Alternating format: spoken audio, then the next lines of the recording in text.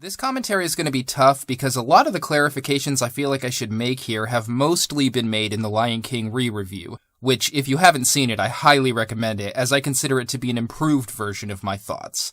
I feel like everything that should go into this commentary is actually there, so I figure I'll talk about the show itself instead, and maybe some of the unfortunate side effects this review may have had at the time. The reaction to this review was pretty much all over the map. Some people thought that there was a bit of insight here and there, even if they didn't agree. Some people just thought it was dirt stupid. And unfortunately, I think there was a certain subset of fans that took this review very personally. I'll go more into that in the commentary in a sec. But you have to understand that at the time, I think I only had around 100 subscribers or so, 20 of which were made up of my family and friends. So, like Back to the Future Part 2, I was trying to mold this into a format, but I still wasn't really making this for an audience yet. To the best of my recollection, the first reviews I did with an audience in mind were the prequel reviews, right after this one. It was my hope that this review would be interesting and entertaining for some people, but mostly, I was really just trying to make my friends and family laugh. You can really tell that I was trying to figure out what Confused Matthew's thing was at this point. I ended the Back to the Future 2 review by saying, "May the Force be with you," because I was gonna review the Star Wars prequels next. But Back to the Future Part 2 had worked out really well. When I did that one, I only had about 30 subscribers, and by the time I started on The Lion King, I had over 100. And that kept going up. So I thought, well, this reviewing things that everybody liked except me worked out pretty well. Let's do another one. And as I said in the re-review, I mentioned Star Trek Generations and Star Trek First Contact here because I was gonna review the Star Trek films next, and then the prequels happened instead, so that didn't work out either. Confused Matthew has been a long series of trial and error, as you can see. I always seem to be trying to figure out what this whole thing is about. At one point, not long after this, I said, you know what? I'll just analyze the screenplays. That's what I'll be about. I'll be a screenplay analyst. There really weren't that many reviews out there that were that narrowed down, and I think I was trying to carve myself out sort of a niche. But then that didn't work because people started to think that the screenplay was the only thing that mattered about a film to me. The Confused Matthew character with this new reboot is the version that I'm the most happy with. I think I struck a good balance of the character stuff and my own personal feelings, but it took a hell of a long time for me to get here. I've re-envisioned the Confused Matthew character in a number of ways over the years. Later in his life cycle, the attitude, terminology, and rhetoric of the character became much more cynical and even somewhat antagonistic, which in retrospect is something I'm not really happy with and something I've made an effort to change. I understand the negative reaction to some of those reviews that were done in that style, but listening through this one again, I'm just not hearing anything that is particularly antagonistic. This was the most people had ever reacted to a review I did in a way that was far outside the boundaries of just a silly YouTube video before Confused Matthew turned heel. Some people take YouTube reviews very seriously. Some people take YouTube reviews very literally. I'm not talking about people who would write a spirited comment as a retort or people who make video responses. I'm totally fine with all of that kind of stuff. I'm talking about a very specific subset of fans who I don't think realized that Confused Matthew was a character or that this was all being said with a flair for the dramatic. These people, I think, thought that real-life me was trying to make real-life them feel bad about something in some way. I'm fine if you think my silly opinions are stupid. These are just movies after all, and I'm fine if you just don't like my work or what I do. These are just silly YouTube videos after all. But I would hate to think that someone was having genuinely bad feelings like that go beyond the boundaries of internet silliness. No one ever has the right to try to make you feel bad about the things you like, unless the thing you like is, I don't know, horse punching. If someone thinks a movie is good that I don't, the worst that movie did is make someone else happy for a few hours, and what could be wrong with that? If there's ever a movie that actually is better than I'm giving it credit for, I always just figure that's my loss. We can talk endlessly about the merits of a work and have discussions over different points of view, but please just remember that at the end of the day, this is an exaggerated internet YouTube review of The Lion King. As for the review itself, it was a lot of fun to make. As I said in the re-review, I had tons more written than actually got uploaded. The Lion King re-review was over an hour, and I still don't think I said everything in that first script, but I was pretty happy with it. Oh, and just a bit of trivia, the You Guys Suck and I Am Great song here was supposed to be Denis Leary's asshole song in the first place, but I couldn't get the thing to run on the crappy computer I was using at the time. That's how limited my technology was. There's a reason that I use stills instead of video footage here. This review is something that just stuck to the confused Matthew character like glue, far more than any other movie review I have ever done. Those films came and went, but after this, I had floods of emails and comments about this franchise in general. Am I going to do The Lion King 2? What about The Lion King 1.5? What other characters remind me of Simba? Over the years, my views on The Lion King became a part of Confused Matthew's identity. It sort of became the white whale to his Ahab, the LJN to his angry video game nerd, the BAT credit card to his nostalgia critic, etc. When I saw this film all those years back, I never expected that it would be nearly this much of a presence in any part of my life. But now, after all the ups and downs the Confused Matthew had with it, this film has a special place in my heart. I still personally find it flawed, but after all we've been through together, we've kind of become frenemies. Please don't ever let me use the word frenemies again. So anyway, I'm bad at ending these things. Here's the review. Hope you like. You know his words will get you farther than the film will ever go. Give him a moment of your time, he'll tell you what's wrong with the show. He knows what's good, what's bad, what's really bad. His face is just a sign. Say hello to Confused Matthew. I've hated The Lion King from the moment I first saw it as a kid. I left the theater back then completely astounded by what Disney had done to their once flawless succession of films, and instantly predicted that this would be a phenomenal flop. I mean, no one could actually like this film, right? What's there to like? Suffice it to say, I was completely wrong. The film was a huge hit, and even has a tremendous fan base even to this day. I've never been so dumbfounded by a bad movie's success in all of my life, not even after Star Trek Generations. This film does not deserve any of the success or accolades it's received. It deserves to be completely ignored. Moreover, it should be ignored, because when you make a shitty film popular, you give writers and studio executives the impression that you want to see shitty films, and they're usually more than happy to deliver on this. So with this review, I am going to demonstrate just how awful this film truly was. I will demonstrate that, with the possible exception of the animation, the film has no redeeming quality at all. It is in fact horrible. And maybe, just maybe, I can prevent another film like this from ever being produced, and we can all live in a world where only good movies become successful. Maybe I'm just setting my sights too high, but I can dream, damn it. I can dream. So the film opens to the one and only good song in it. We see the majesty and wonder of Pride Rock, where a new prince is being born. I loved this opening scene, and was expecting something great when it was over. Boy, was I in for a shock. It's here that we see little Simba, noble young prince who will one day become king of this majestic land. Aw, isn't he cute? The opening scene closes, we learn that Scar is pissed off about the kid's birth, and then we jump a ways in time to when Simba is a little kid.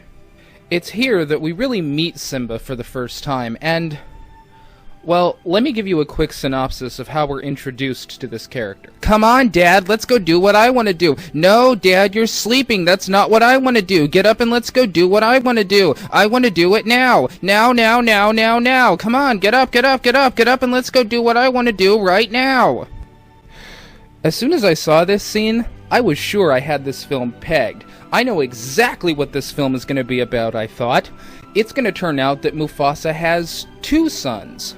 One is this little shitbag, and the other is going to be a kind, noble character who cares about someone other than himself, wants to rule this kingdom well, and he's going to have to do everything he can to make sure this little shit never gets his paws on power. Sadly, however, that good and noble character never shows up in this film. And when I realized that he was never going to show up, it was quite a rude awakening indeed. Oh my god, we're actually supposed to like this little shit? This is the first and probably biggest problem in this whole film. Simba, our supposed hero and protagonist, is an asshole. I mean, he doesn't listen to anyone, he's not very nice, he treats everyone around him like shit, and he only cares about himself. When I'm king, I'm gonna do everything my way. This place is gonna be dedicated to loving me and doing what I wanna do. And if you don't like it, then you're fired, you dickface. When I think of the heroes in the last 3 Disney films, I can see that they all have something in common. They were all genuinely good people who had lots of hopes and dreams, and they cared about the people in their lives. The only Disney character that I can liken Simba to is Gaston. Here in town is only she, who is beautiful as me. But for a more contemporary, non-Disney example, I'll tell you the one character who instantly reminded me of Simba, Draco Malfoy of the Harry Potter series. In fact, aside from the differences in species, Simba and Draco are exactly the same character. I'm better than you are, Potter. When I grow up, I'm going to rule all of Hogwarts. Don't you know who my father is? Now there's a hero I can get behind. I spent the first third of this film just being really confused. I didn't know why I was supposed to like Simba. I didn't know why I was supposed to care about Simba. I only had one consistent thought through the entire first act of this film. Someone needs to eat this thing. So as I said, we're introduced to Simba by way of him rudely waking both his parents up out of a nice rest, and even headbutting his own father in the face. Instead of beating his ass for this and going back to sleep like they rightly should have, his father obliges him and takes him on a tour of the kingdom. He begins instructing his son on some very important moral lessons, but because Simba's an asshole, he's not really paying that much attention. In fact, the only thing that really gets his attention is when he learns that there will be more to being king than just getting his way all the time. Not if Simba has anything to say about it. Another thing that gets his attention is when Mufasa tells him he must never go to a certain place in the kingdom. Simba talks to his uncle about this, who lets it slip that this place is an elephant graveyard, and also tells Simba not to go there. Naturally, because he's an asshole, he defies both of his elders and decides to go anyway.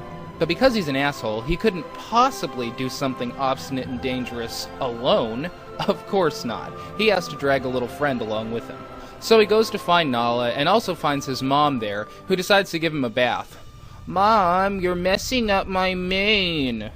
"I'll mess your face up, you little shit." Anyway, when she asks where they're both going, Simba lies to his own mother's face and tells her that they're going to the waterhole.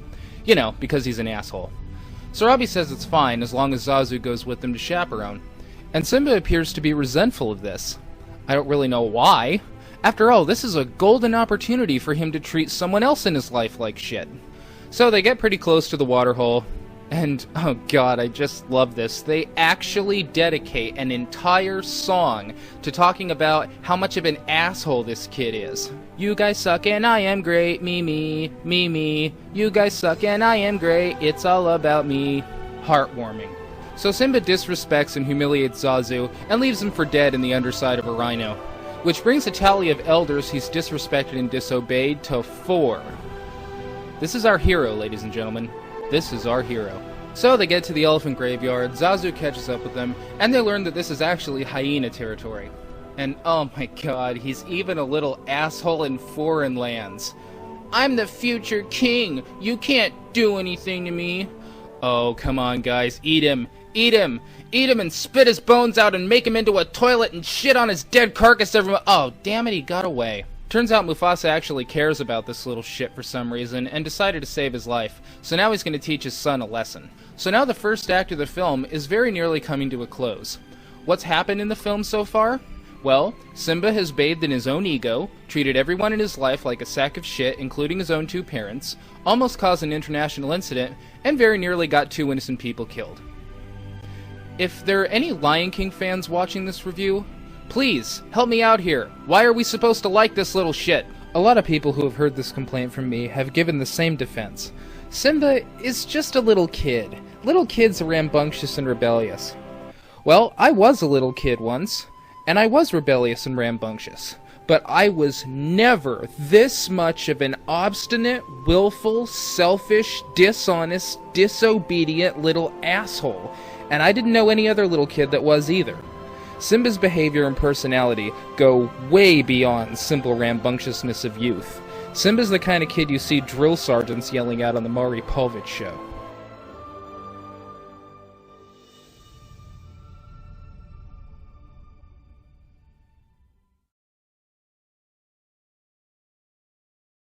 Hi and welcome to part 2.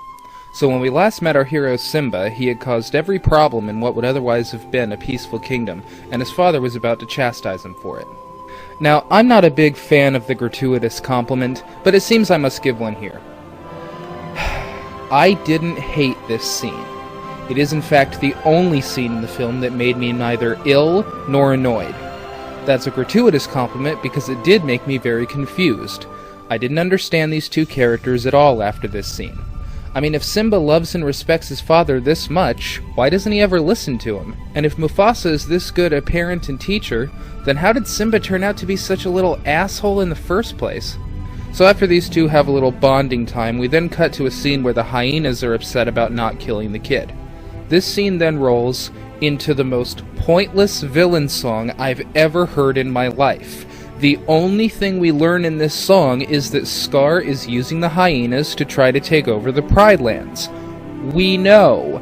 That's what he just tried to do. So after this gratuitous scene, we then see Scar taking Simba to a rock in the middle of nowhere. Now to keep this brief, I'll just sum this up for you. Hyenas cause stampede, Simba gets caught up, father saves his life, Scar kills father, Simba very sad. This is in fact supposed to be one of the saddest moments in cinematic history, but I just didn't see it that way. I mean, it's a little kid who just lost a parent. That has a default setting of being generally sad. But since we don't like Simba, and we didn't know Mufasa very well, it's just really hard to care about this in any way except just generally. What follows this is the most underexplained moment in the entire film, and that's a big deal because it's also one of the most crucial points in the film.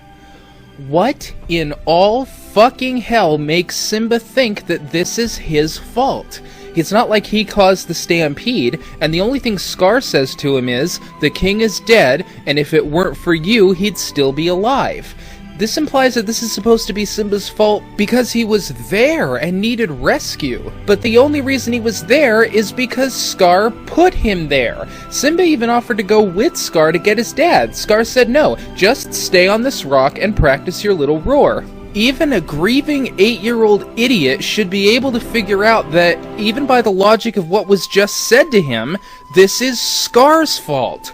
There is just no way to turn this around and make it out to be Simba's fault, and Simba has no reason to think it is his fault. The motivations Simba has for thinking that he was responsible for his dad's death aren't even bad. They barely even exist. If you're gonna give us a character later on who spends many of his adult years blaming himself for his father's death, you've got to give us a better motivation than, "I believe it's so, because I was there." This scene is the textbook definition of contrived. So anyway, Scar manages to dupe Simba, and then he exiles him from the kingdom. This is the only action taken in the film that can be interpreted in any way as good. Based on what we learned about Simba and how he planned to run this place, Scar probably just did the people of Pride Rock the biggest favor of their lives. So Scar goes back and tells the people that both Mufasa and Simba have been killed in the stampede, and since everyone in this film is either evil or a complete idiot, they all just take his word for it. Meanwhile, we find Simba roasting in the sun, and then we are introduced to Timon and Pumbaa. And here, I have to give credit where credit is due. Because as far as Disney villains go, these are two of the most evil, nasty, despicable, despisable Disney villains I've ever seen on screen. I mean, they make the Wicked Queen look like mother freaking to— Wait a minute! These are supposed to be good guys too? What is it that makes these writers think that horrible people make for good protagonists? First of all, they mince no words about the fact that the only reason they're helping this poor kid out is so that they can use him. And this never changes through the course of the film. When Simba is an adult lion and saves them from another adult lion, Timon greedily whispers in Pumbaa's ear, "See, I told you he'd come in handy." Boy, what valiant, noble heroes we have in this film. Second of all, Timon and Pumbaa are just horrible people. They're lazy and proud of it, stupid and proud of it, selfish and proud of it, and what's more, They're assholes! We have a scene where Simba is telling them what he thinks of the origin of the stars, and they both just laugh at him like he's a piece of shit for even opening his mouth about the subject. These are our heroes, folks. These are our heroes. Third of all, they actually do something to this kid that's just as bad, if not worse, than what Scar did to him when he told him to run away. They convince him that if you've got problems, sweep them under the rug. You've got responsibilities? Shirk them. Ignore everything in your life and live like a lazy, stupid, selfish, greedy little bastard like we do. Turn your back on the world, they teach this kid. And they sum this horrible moral philosophy up in 2 words, Hakuna Matata, which loosely translated means, fuck it.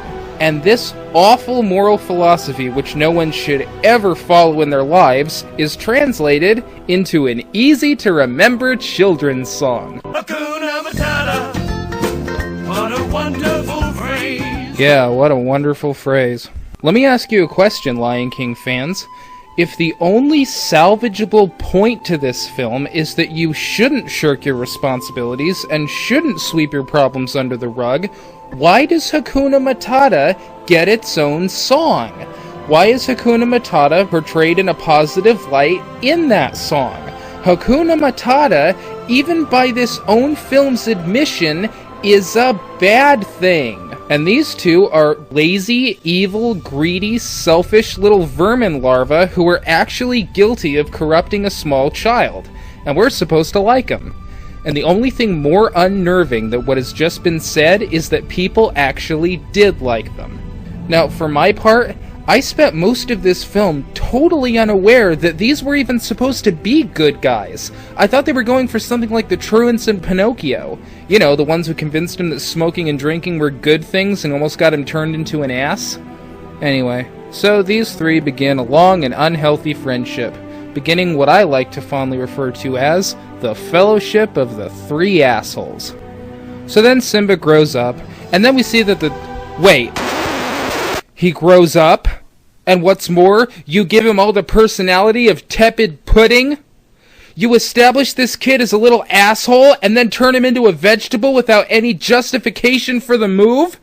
It's not like he became this way because he realized he was an asshole and that was a bad thing. He is the way he is because someone put him in the wrong place at the wrong time. He didn't grow. He didn't change. He just rebooted. This character is the way he is for reasons totally unrelated to this character. If this character was going to be completely irrelevant to the last 2/3 of this film, why did we even need to watch the first third? Why didn't you just start the film right here?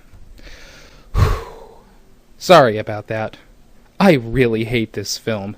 Meanwhile, back at Pride Rock, Scar is laying around with nothing to do. Meanwhile, back with Simba and his 2 supposed friends, they're laying around with nothing to do. Isn't this a pretty picture? We've got both the protagonist and the antagonist laying around, not doing anything. Oh, and am I upset at the fact that Scar is running this place badly? No, not really, because I'm not entirely convinced that Simba would have run this place any differently. We have a scene later on where people are telling Scar that he's condemned them to death and that he can't do that, and Scar responds, "I'm the king, I can do whatever I want." Gee, whose mouth could that just as easily have come out of? So it's 6-1, half a dozen to the other for me. Anyway, Simba lays his ass down in a field of grass because he's got nothing better to do in this film, and the grass travels to a monkey who throws it in a turtle shell, and from this, he learns not only that Simba is alive, but also exactly where he is and how to get there. That is one magic turtle shell. Okay, so how long has this movie been on? A little over a half hour, 45 minutes. Okay, you know what? There you go, Simba. There's a girlfriend. It's a love story now. That's right, ladies and gentlemen. Unlike Aladdin and Jasmine, who fell in love because, although they were both on opposite sides of the social field, they could relate to each other about feeling trapped in their lives, or like Belle, who fell in love with the Beast because she saw the inner good in him, which made him see the inner good in himself and fall in love with her, Simba and Nala fall in love because they've had 3 seconds of screen time together. Because who wants to see a story about someone having to get the girl when you can just drop one on him? Hi, and welcome to part 3. So when we last met our hero Simba, he had fallen in love with Nala so fast it mirrors spontaneous combustion. I mean, honestly, these two share maybe 3 sentences together. Most of it is just recapping what's happened in the last few years, and the only thing they have in common is that they both have no personality. Now, this is The Lion King, so something this forced, rushed, and artificial is of course deserving of its own song.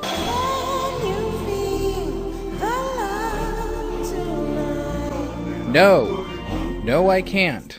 So Simba has found the love of his life, and in record time, no less. Are Timon and Pumbaa happy for their friend?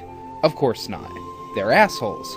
The only thing they care about is the fact that they're losing the once exclusive rights they had to their lion. Now, as far as characters go, Nala's character sort of reminded me of the character Lily in Star Trek First Contact, in that I'm not even sure what she's doing in this film. She doesn't add or contribute anything to it. I mean, is she here to make this a love story? No, that never happens. They fall in love automatically. It's neither deserved nor earned. Is she here to convince Simba that he needs to go back and take his place as king? No, that's what the monkey does. Yeah, I don't know what she's for. So after falling in love in a mere 3 seconds, Simba and Nala then have their first fight 3 seconds later. This is like watching a 6-month relationship on fast forward. What happened to us, Nala? Why can't we go back to the way things used to be 6 seconds ago? So Simba goes off to pout by himself for a while, and then we're introduced to the character Rafiki, who barely qualifies as a character as far as I'm concerned. I said this after I saw the movie for the first time, and I think it's true even to today. You could just skip Rafiki's part and go right to Simba seeing his dad in the clouds, and it would be exactly the same. I mean, what's the point of introducing this character so late in the film? This is the first time this character has ever verbally interacted with any other character in the whole film. And as if that wasn't odd enough, it's also the last time he will do so. We're never going to know anything about this person as a character, and we're never going to know anything about the relationship he had with Mufasa or anyone else. I don't know that I've ever seen another film that's ever done something like this. How odd is it that one tiny scene at the end of a film counts both as a character's entrance to the film and as his exit? So Rafiki lays some nonsensical gobbledygook on Simba and tells him that his father is still alive inside of him. Kind of a creepy thought. And then, of course, we have the famous scene where Simba sees his father in the clouds. Now, I don't want you to think that I'm holding this film to some kind of an adult standard. I thought this as a kid. Why is Mufasa only appearing to Simba now? Why didn't he appear to him, oh, I don't know, when these two assholes were corrupting his kid? What was keeping him? Were he and the great kings of the past partying up there and just lost track of the time? This is a children's film, so you don't have to be 100% on the logic everywhere, but when you keep on laying all of these inexplicable scenes and motivations on us, it just gets really insulting after a while. I really felt like the writers were basically saying this to me at this point. You're kids. We know how stupid you are. You'll watch anything. Just shut up and go with it. And what makes this worse is that Mufasa doesn't even say anything useful or applicable to the situation to Simba. He says, "Remember who you are." Well, who's that? The asshole or the cucumber? Because I don't think that either one of those are good for this situation. How about this? Instead of remember who you are, learn who you are. So after seeing an apparition in the clouds and getting hit on the head by a monkey with a stick, Simba finally gets off his ass and does something. And away he goes. He ends up back at Pride Rock, and then discovers that a few people have come to help him. One of these people is the useless cardboard cutout Nala, and the other two are Timon and Pumbaa, even though nothing that we've seen or heard from them in this film justifies this decision. They never had an epiphany where they learned Hakuna Matata was bad. They never learned not to be stupid and lazy and selfish. They never even had a moment where they apologized to Simba for emotionally grounding him in the dirt this whole time, and maybe using that as a justification for being here. There is nothing in this film that justifies these two being here to help.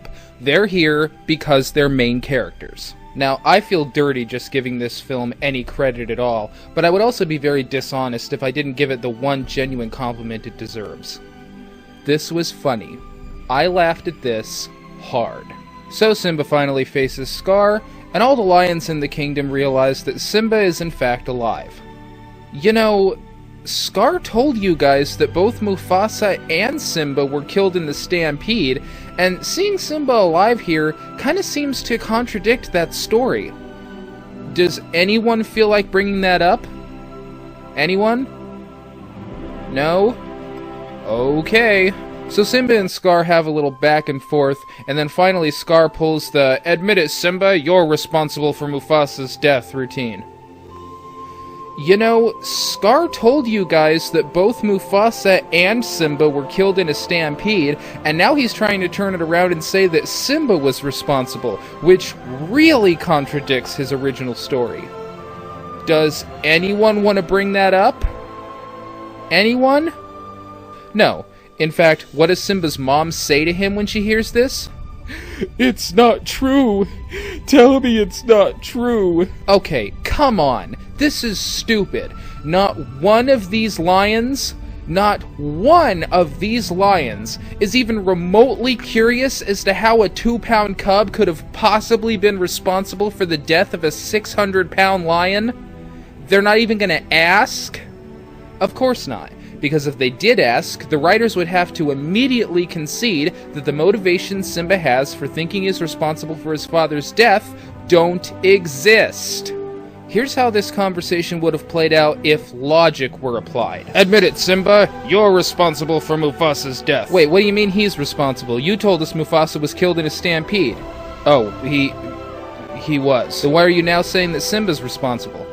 Well, he was on this rock, you see, and... What was he doing on a rock? Yeah, and how do you know he was on a rock?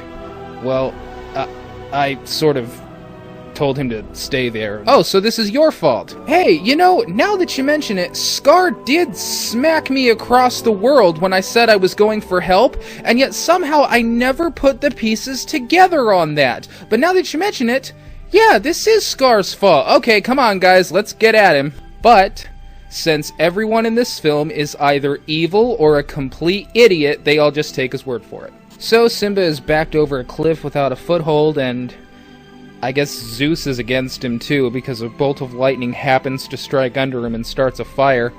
Then, for absolutely no reason, Scar tells Simba the obvious, that he was responsible for Mufasa's death. This gives Simba the ability to fly, and he lands on top of Scar. Then he has Scar tell everyone else what they should have figured out by virtue of the fact that Simba's not dead. So in fact, the only thing Simba actually learns in this film is that he wasn't actually responsible for his father's death, which he should have figured out years ago. But this is The Lion King, so now the writers are going to wrap this thing up, not with any kind of moral or lesson, but with violence. So they fight.